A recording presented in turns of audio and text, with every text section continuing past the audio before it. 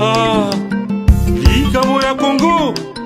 Ah, hey, sangwema. Likambo mabele sangwema. Hey, sangwema. Likambo ya Congo sangwema. Yo na ya yo kana yanga. Likambo mabele sangwema. Moka ya Congo bakoko batikela biso. Likambo ya Congo sangwema. Banguna balingi Congo ebongate. Likambo mabele sangwema. Biso tosala nini na mokili. Likambo ya Congo sangwema. Mokili mobimba miso sela Congo. Likambo mabele sangwema. Makila ba Congolais etangi mingi bande ya Congo sangwema. Ba Congolais banyokwa mingi bande mabele sangwema. Eh sangwema. Likambo ya Congo sangwema.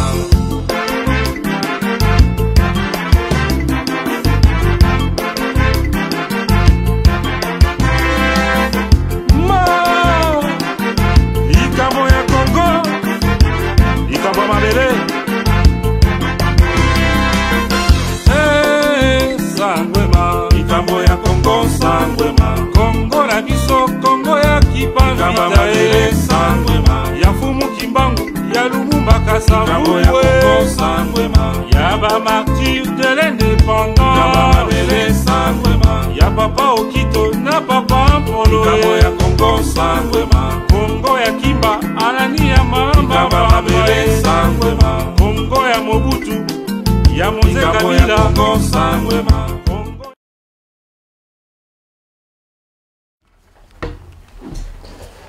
Merci bandeko banso tozwa mili susu lelo ezali mokolo na mposo ezali le 13 juin ezali mokolo monene na nzela ya Congo synthèse wabino ndeko libita ndenge nalobaka na bino ntango nyonso toutilisaka violence avec assurance po toyebi bacongolais na ngongo oyo bazozela biso bayoka biso balanda biso.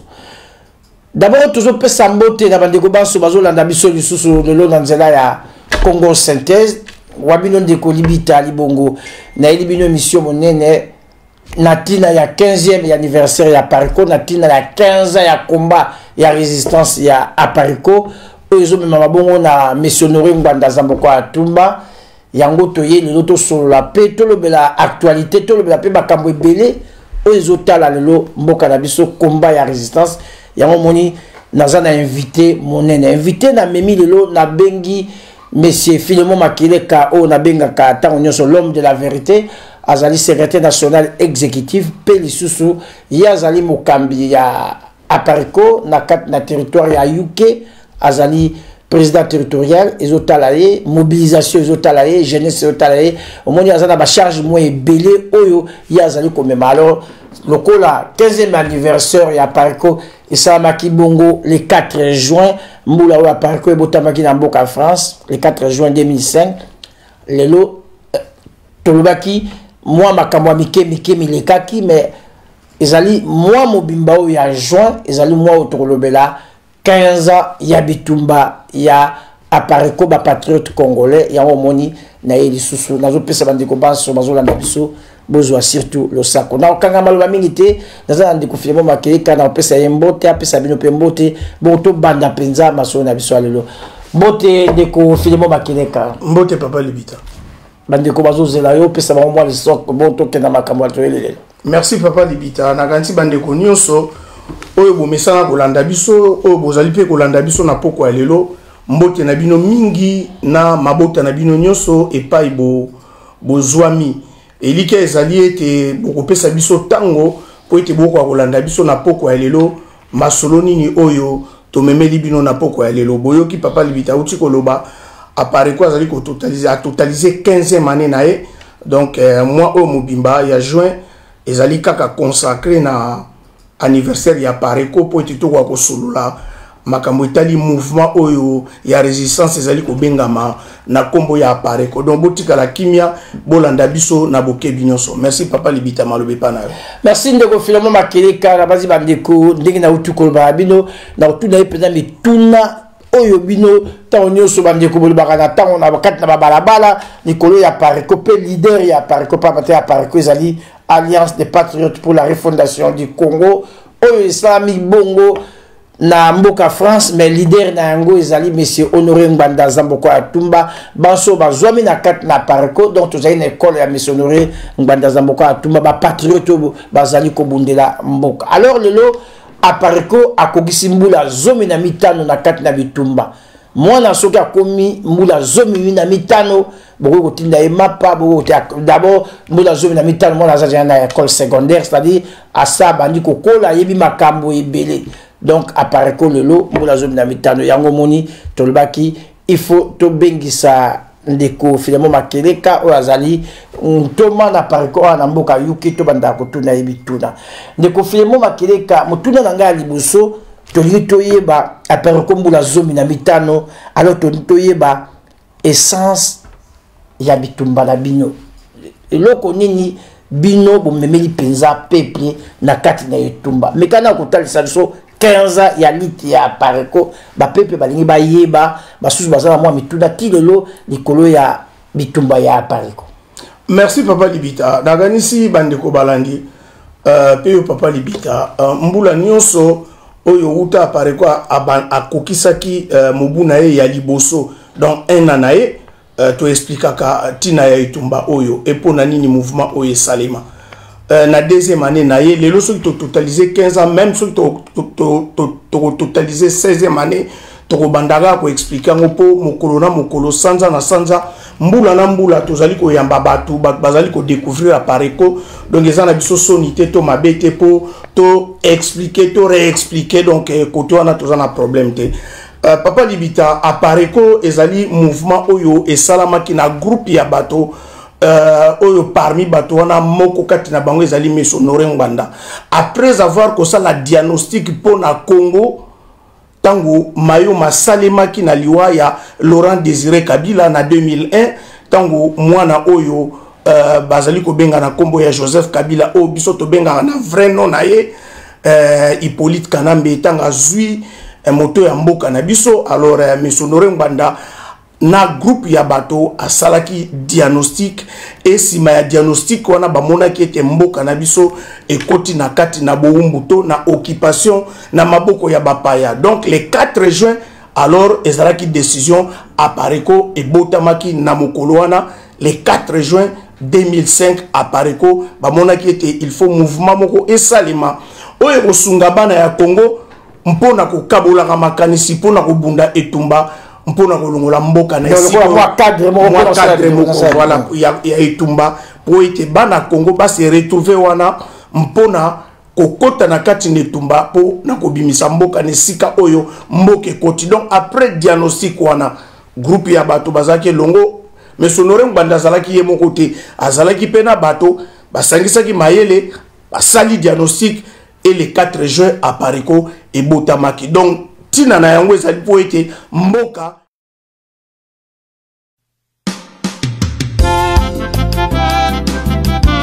esalema mouvement oyo esalema po esunga bana ya Congo pona koya kobimisa mboka na esika ekomaki voilà na mokuse télévision tango kobungisa ekozalaka mingi te na mokuse e yanona ko kopesa yo yango wana pe bandeko bazali kolanda biso. Merci papa Libita. Merci ndeko Filemo bakele kala bazi bandeko bozolanda biso bitune zaina okamola esopo lelo to linga toyeba 15 ans ya bitumba ya Pareko to uti wapi pe tozo kende wapi na ngonga moko tokotika téléphone ouvert bato ba kolinga ba benga to kosala bino signe bo benga so bozapela mituna botuna Monsieur Filemo Makele Kawa Azali Thomas, c'est-à-dire secrétaire national exécutif à Pareko, P.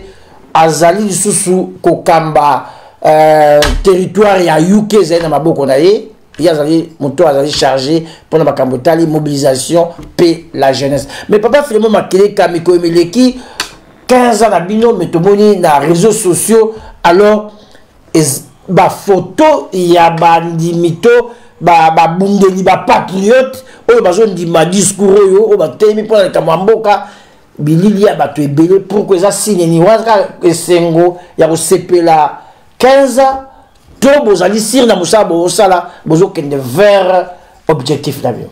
Merci papa Libita. Nakanisi à Pareko jusque là tozalaka vraiment na makambo nanu ya bo sepelité mais au moni lokola ba date nyoso o ezalaka ya événement to anniversaire anniversaire esengaka tamsu ko commémorer yango. Alors na apareko d'habitude date wana soki et koki et tindaka biso to vendre ezaloko la date mo ya réflexion to vendre to solola to kabula makanisi ndenge nini to tala to uti wapi to komi wapi to zokende ndenge nini, donc ezalaka mingi ndenge wana. Mais cette fois-ci date o ekuti biso kati na confinement, ekuti biso kati na confinement. Alors yango esali en sorte que ba photo oyo moni et bimi ezali lokola kolakisa symbole ya engagement na kati na bitumba oyo bana ya Congo bakota na kati ya cadre oyo tobengaka apareko po bato mingi bakanisaka tango mosusu Mesonore Ngwanda azali ye moko na kati na bitumba oyo, mais banso wana moni bazali kolakisa bazali ko signifier symbole na bango ya engagement na sima ya Mesonore Ngwanda pona likambo oyo ya bitumba oyo ya occupation ya mboka na biso. Petika na yebiso oke oyo moni wana eza moke ko continuer ko bima na mwa o mobimba mingi moni na ba photo uti ko bima pe ba video eza kaka ba cadre, mais ba membre ba photo na bango pe nanu ebimi kutute. Donc mwa o mobimba ba photo ko continuer ko bima ndenge nini bana ya Congo basengage corps âme na sima ya Mesonore Ngwanda pona bitumba oyo kosikola mboka ya Congo. Voilà donc bref na kokoye bisayo symbole d'engagement vis-à-vis ya situation ya mboka na biso. Donc c'est la landio na bokebi bozo nga botesa batuke non Mesonore Ngwanda zaye moko azali na ba congolais ba patriote belé oyo bazolanda etumba oyo oyo bazali ko croire na etumba na discours na ye diagnostic na ye et bazali sima na ye po ba pesa maboko pona kosikola mboka. Merci. Alors bana Congo na bazi to jui lumière ici quand on a tina na ba photo to monde na réseaux sociaux, mais c'est makele kabi mususu ko ya parce que wana zakara ba cadre bandeko pe bazali ba membre na kati na pariko ba bokomona bilila ba prototype tsake Mesonore Ngwanda na kati netumbo azali ye mokote bana mboka baso ba telemi pe ba sosolo ke mboka za maboka ba pa. Mais motuna nga mususu monsieur Philemon Makeleka na lingi na yeba est-ce que bo atteindre objectif na bino na kati na combat parce que 15 ans c'est pas des gâteaux bosi bo umeli est-ce que objectif pour na bino bo atteindre to bozali ko kenda ko atteindre objectif na bino papa Libita nanu to atteindre objectif na biso te parce que objectif na biso ezali la libération totale de la RDC do ya mboka na biso Congo. Alors jusque là mboka na biso ezali nanu libéré te, donc eliko la été nanu to atteindre objectif na biso te. Alors mikolo yozo tanga 15 ans papa Libita il faut yeba grandeur ampleur ya likambo to ya bitumba profondeur grandeur na ampleur ya bitumba pe loko ozali ko bundela okoko pesa ngo mibute okoko pesa ngo bambula te à une année à 10 ans à 15 ans à 5 ans te et loko tozali ko bundela ezali tellement na motuye pa ina biso ezali mama na biso mabele na biso o bakoko na biso batike na biso mabele na biso ya mboka na biso papa Libita tozo tangela ngo mibute e biso na pareko toloba ete tozali na date na biso ezalaka kaka moko ezali libération. Donc bato babundelaka mabele lokola biso o babande etumba boye liboso ezwaka bango mibu ebele tilelo bazali bamsu tilelo bazali ko bunda ndakisa ba palestinien papa Libita tilelo bazali ko bunda ngala za kana ndakisa moko na linga ko pesa papa Libita le 10 septembre 1921 na Mbanza Nsanda papa Simon Kimbangu a prophétisaki indépendance était Congo kozwa bonsomi 1921 le 10 septembre 1921 na Mbanza Nsanda papa Simon Kimbangu alobi ete Congo kozwa indépendance Afrique pe kozwa l'indépendant donc kozwa bamboka ya Afrique kozwa indépendant lipanda. Mais alors papa Libita de 1921 Poli Lobana et a se concrétiser na 1960 après combien d'années? Ah voilà, plus de 30 ans papa Libita, plus de 30 ans. Le 10 septembre 1921 na discours ya papa Simon Kimbangu na Mbanza Nsanda alobeli likambo ya bonsomi. Mais il fallait attendre à peu près 40 ou 39 ans pour likambo ya kosalema. Donc biso tozana likambo ya kotanga mibute po likambo tozali ko bundela ezali tellement motuya tokoko sedango te po mibu eleki ebele o po eleki 10 ans po eleki 15 ans te biso tokolemba te na kati ne tumbo soki biso tolembi tokei bana na biso bakoya bakozwa relève po bazobundela likambo ezali po na intérêt ya bango pe bano bakoya sima bana pe bakoko na bango. Merci, voilà Papa Libita. Merci Bandeko, bonjour Ndandeko, finalement Makele, car l'homme de la vérité à l'obi, Bako CDT, Pambate, Bitumba, Oyezali, et Tumba Yamama Congo. Alors, dans tout ça, 15 ans, Nabino ya Etumba, de le peuple congolais, Monsieur Bokoli, maturité et Koti, peuple congolais, a espéré Nini, na Apareko, na mouvement, toujours bien à Kumbo à Apareko.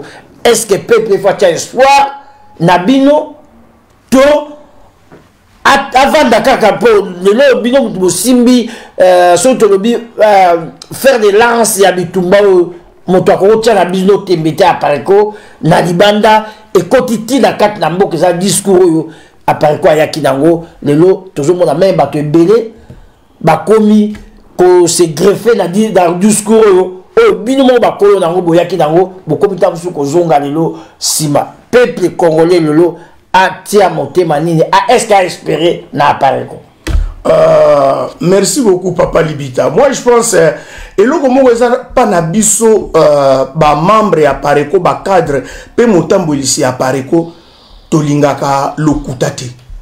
Tobukaka lokutate. Lokutate tolinga ngote. Tolinga ko yeko yebisa bato te makambo oyo pona ko kosa bango to ko pakola bango mafuta. Oyebi makambo ni leader na biso alobaka missionnaire Nganda. Ayebisa ki peuple congolais dans l'ensemble. Alobi bozelate likambo ya libération na maboko nanga missionnaire Nganda. Nazali rambote na Vietnam. Po pe Congo eza ya ngate. Mais likambo ya Congo ezali ya peuple congolais nyonso. Malamu de biso nyonso to ya to tia maboko po to sikola mboka. Soki bozo zela ngai na kene ko sala coup d'état pona uzwa Congo. Alors, mais lobby donc, vous avez la dictateur. Alors, et donc, pourquoi dans le lobby bon Papa Libita? Peuple congolais a espéré ni n'est pas d'abisso. Pourquoi peuple congolais faut espérer quelque chose pas d'abisso? Pourquoi? D'abord, n'a pas répondu à la volée mi balle. Papa Libita, bango baza ba congolais, biso toza ba pli congolais ko leka bango te. Biso to ba congolais bango pe baza ba congolais. Congo eza ya biso eza pe ya bango. Yango moni tozo ya na ba bisika oyo. Toujours pour l'exalerte et l'obité que tu zangi maramba osala tous ala maramba osala toujours ya kotalisa bango likama oyo ekoti na kati ya mboka po bango na biso to sangana ensemble po to libérer mboka to sikola mboka na maboko ya bapaya. Mais c'est vrai que sika bato batambolaka boko kotambola lokola banyama te ata banyama na kati ya zambo komona zamso moko na bango azali boso lokola guide. Donc, il y a un missionnaire Nganda Zali wana lokola motambu si lokola guide. Lokola mwinda. Na kati na etumba oyo. Mais etumba oyo bazela biso te. Mais ba ya basangana na biso na bango elongo. To bunda makasi poto sikola mboka. Biso to lobi que to telemi poto comprendre. To capter message. To telemi. To koko samate. To ko lembate. Mais bango pe baya baza lokola ba Gabonais te baza lokola ba Congolais Brazzaville te lokola ba Angolais te bazo tela ba Congolais boko sala nini pona situation eza na mboka na bino peuple congolais yo moko bengi bango peuple congolais ba espérer nini biso banani bango banani baya tozala ensemble biso na bango poto sikola mboka po Congo eza ya biso nyoso biso na bango voilà le na kokolo ba ngona Papa Libita. Merci bana Congo na bazi wo kinde confirmement bakele kabi etumbo eza ya moto moko te ndenge missionnaire le barata nyoso eze tumba ya biso nyoso. Mais monsieur makeleka na so kata nyoso zo benga lisanga baya to sangana mais mikolo eliki tozoka mo bandi comme sous bazo bima na ba réseaux sociaux ba bia biso ba bana Congo biso bana Congo to lingi lelo to zwa pe eteni na biso bata Congo biso bana ya Congo to lingi eteni na biso bato to za sima mfuluzi kimbangu to lingi biso pe bakate na biso eteni na biso to za pas na biso. Mais yo zo benga bato peuple aya boss lisanga mais bato mususu loyi ba ki baza ba résistant babundaki na bino esika moko bakomi koloba lelo te bango bangi bazwa pe ndambo ya bango okoko loba nini dans tout ça.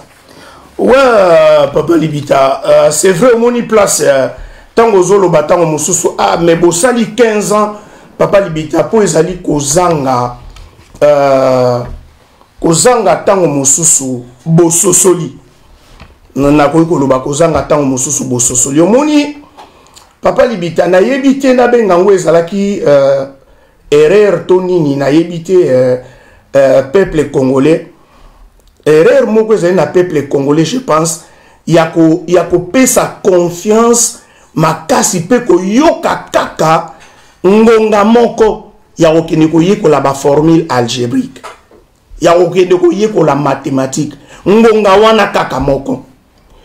Omoni kokende kotenga kela sezelo ko mabete, mais surtout peuple congolais a exploité yango mabe. Peuple congolais a komi komimona soki si a yekoli mwa moke surtout na kati ya bozoba na aliénation mentale soki ayebi koloba to kokoma mwa lopoto ya moni lokola akomi mayele koleka bato nyonso.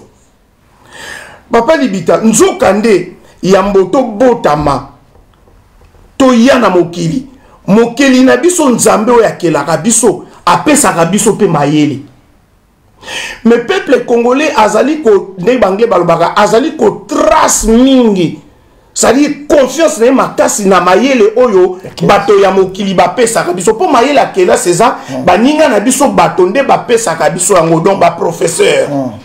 Mais tango to botamaka na mokili va to kutana na ba professeur mayele nzambe apesaka biso na mayele wana peuple congolais a ignoré kango. Nzamba pesa rabiso. Voilà. Or na kati ya mayele wana Papa Libita on retrouve ete moto aebaka ete orgueil eza mabe. Arrogance eza mabe. Manque ya politesse vis-à-vis ya bamikolo eza mabe. Kowela eza mabe. Kozanga koyoka eza mabe. Eyebisaka meme ete matu elekaka moto te. Moni mayele wana c'est-à-dire eboyaka l'orgueil, eboyaka kowela, eboyaka arrogance lolendo mayele wana. Soko zangi mayele wana olatika ka mayelo ya bomoto okotonda na lolendo. Alors na kena on est juste introduction pour na réponse na mutuna na yo. Pourquoi na lobi boye Papa Libita? Bandeko oyo wana ozoyoka wana. Oyoka bango balobi non tolingi to sala état moko fédéraliste. État fédéral. Au fédéralisme eza mabete. Bofandi na bamboka oyo eza fédéral. Ndaki États-Unis, ndaki Allemagne. Pourquoi bozo boya mboka na biso fédéralisme eza? Mais c'est malheureux Papa Libita. Vous vous imaginez vraiment qu'un Congolais ou azali ko évoluer na poto lelo a comparer mboka na biso lelo na état o ezali na mboka lokola Amérique na mboka lokola Allemagne. Vous vous rendez compte Papa Libita? Est-ce que situation toza na ngona mboka lelo omoni pela ke photo vanda poto lobela makambo ya fédéralisme. Situation toza na ngona mboka lelo mboka bimi lelo comme si eza ko exister. Congo n'est plus état. Mais balingi ba te ya batute tokende fédéralisme. Mais na munoko na bango to lobela fédéralisme. Na munoko na bango oyoka bazo lobela mvuluzi kimbango. Biso toza bana mvuluzi kimbango. Mais au landi malamu au sentir vraiment que baza à côté. Papa Libita. Tala d'abord erreur. Bazo lo baba na kobenga marabango ba bena Congo bana ya Congo central. Mais tant que bana ya Congo central ba bena Congo okomona bazali ko appuyer idée wana ya fédéralisme o eza mal interprété na batu mususu. Mais le coup là bango baza na posa ya bokabwani bazo na pesa exemple quoi bato ya Kivu ba olobela bato babima ya Kivu ba lobela likambo fédéralisme te bazo senga état ya Kivu do Kivu comme mboka et comme état moko indépendant et comme mboka et kabwana on a mboka omoni na donc elongwa et comme bena pays je comprends on comprend mais bango bazo lobela ke et Congo central, ça dit toujours le fédéralisme. Or, fédéralisme, c'est la mboka moko, mais chaque province, c'est-à-dire, a gouverné mboka ne ba entraîner ba sortir na surtout dans mbetali finance. Mais bato bazo senga ya Kivu, bato a Kivu, bazana penser wana te. Momoni bango na bango bakomi ko kumisa na pe, bakomi ko se soutenir. Ozolanda papa libita. OK. Fédéralisme ça m'abete papa libita. Mais mutu bango bazo tia na liboso na kombo ya Moïse Kimbangu. Papa libita. Est-ce que balandi vraiment pe batangi Simon Kimbangu malam? Mais Simon Kimbangu a salaki travaux moko na 1921 oya eko sukisa na 1961 sokoza mayele to comprendre ngote papa libita. Simon Kimbangu a boucla Congo. A boucla yango.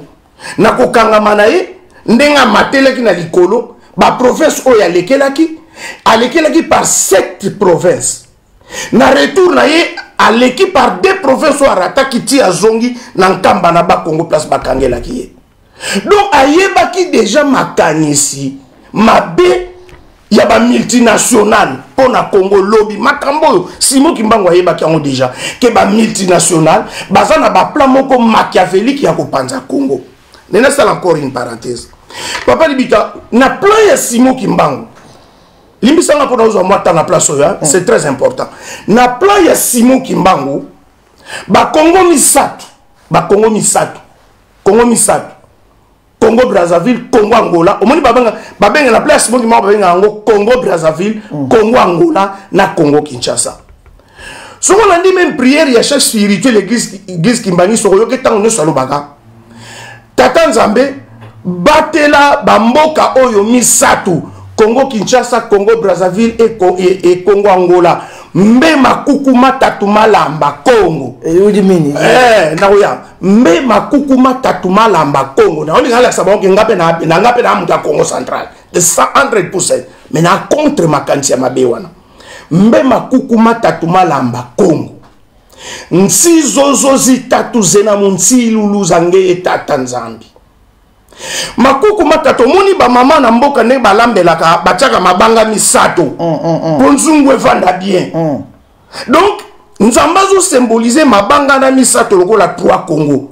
Et puis bakisi ete nsizo zo zitatu zena munsi lulu zange etata Nzambi. Ba mboka na misato ezali na kati na bilaka na yo tata Nzambe. Nzambe batela yango. Donc na plan ya tata Nzambe mamboka wana misato ekoki même kokabwana te. Donc moyini mutapanza yango na conférence ya Berlin. Est-ce que vous comprenez? Na plan ya Simon Kimbangu.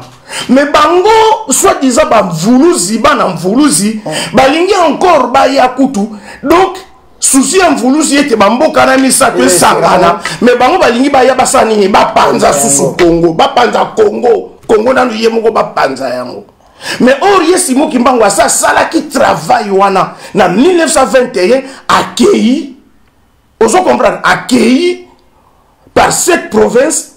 Na 1960 tango azongi par 2 provinces. Tango accord na ye alekeli par 2 provinces oyo alekeli ki te tango akendaki na Tisville na Lubumbashi. Donc encercla Congo. Et lui on a dit que moto ko kabola yango azate. Alors, mboka za na kati ya likama monene auto zali ko loba ya occupation nanu to s'en sortir te. Occupation les ali ko memapso vers balkanisation. Bato bazali ko sala ba plan wana ba leki biso na mbongo, ba leki biso na makasi. Donc soki Nzambe te to kokate. Unité nationale oyo Nzambe asalela biso à travers président Mobutu, yango nde zali ko sunga biso. Je ne sais pas si vous comprenez, papa Libita. Si vous comprendre les Cambouana, il y a unité nationale. Il faut qu'il y ait un bamboka Moussousou, qu'il y ait un bamboka le Congo Brazzaville, qu'il y ait un bamboka le Nigeria. On va comprendre que nous devons réaliser les Camboutés. Il y a unité nationale. Les Simba Congo, l'unité nationale. Ni tété yango papa Libita. Alors Congo a déjà à pour inconscience au peuple congolais à Zanango. Alors il y a la facile pour Congo ba panzango ba balkaniser yango. Mais Tata Nzamba yebaki, il a travaillé à travers le président Mobutu pour l'élo l'unité nationale eza lokola colle lokola ciment et bloqué biso esika moko lokola ciment voilà sikoyo bino batu bozolela ete toza na occupation bozobundela to libere mboka na maboko ya bapaya te bobandi lisusu kosunga bapaya oyo après occupation susi na bango dernier travail na bango ezali nini balkanisation o babena Congo nonsense papa libeta nga na abena Congo c'est-à-dire naza 100% mukongo muta Congo central mama nanga musingombe papa nanga manyanga ya kotatola kutu te c'est-à-dire antique royaume Congo na yebi histoire na bien c'est-à-dire ba village ya père ya mère na yebi yango le village ya père ya mère na yebi yango mais pour naza kimbangiste na yebi plan ya Simo Kimbangu pour na mboka na Congo pe pour na bamboko ezali nzinga surtout ba Congo misato wana donc bandeko oyo makambu bazali ko luka biso kakate mais bayebaki baza pe na problème bana problème sérieux na moto bango bazali ko benga ke mvuluzi bango bana ya mvuluzi Kimbangu po bazali ko bundisa plan ya mvuluzi sans bango bayeba je sais pas si vous êtes satisfait na ya nonanga papa Libita vous êtes satisfait que papa Libita donc toko ko continuer non na se predi na lingaki na ba pamba te za na bato ba telemaki bato ba baki lobby baza ba résistant ba bazo bundela mboka mais mboka za na potopoto mboka za na occupation bango bazo senga bango ba bena Congo bakata pe iteni na bango mais bakolonga te ndenge lobby pamba te mboka oyo bango bazo ba mvuluzi Kimbangu bayi makambo ba secret to mabomba mi za na mboka ya papa Simo Kimbangu te alors na mission na biso alelo na koleka leka papa makeleka na réseaux sociaux na kena okutana da papa moko bazo benga ye Mubiai azali avocat na baro ya Paris mais au moment dans c'est un cadre à IDPS na moment toujours le balelo ala na kata Kinshasa na ibte so tchaika azali pe na procès ya Vital ayaki albaki ye azo senga za la partie civile mais mikomileki aleka ki na réseaux sociaux na émission ya Bosembe petit Christian Bosembe o asara banaliste yepe Bosembe bazal moko ya bandeko ya IDPS moto yo aosa la communication ya IDPS aleka ekuna alobi monsieur Honoré Mbanda akoki kozala canal ya message ya occupation te parce que azali lokola Hitler alors monsieur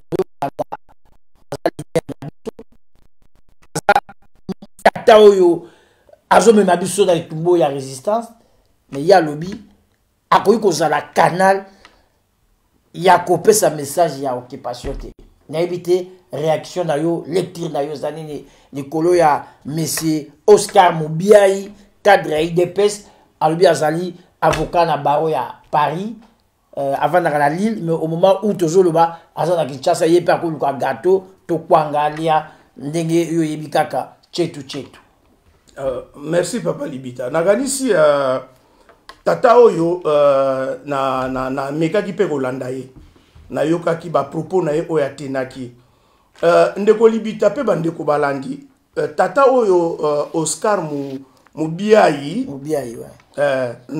sadi to meka kotala nanu ba propos na ye na fond pe na forme nango et papa Libita na forme déjà ozomona ete cadre oyo Mubiai akendaki ko passer message wana tozali ko attendre makambo malamu na cadre wana te parce que soko landi bien mwana oyo Bosembe Christian azali azali pro Félix. C'est-à-dire, il est là toujours pour nous défendre même la bêtise de Félix.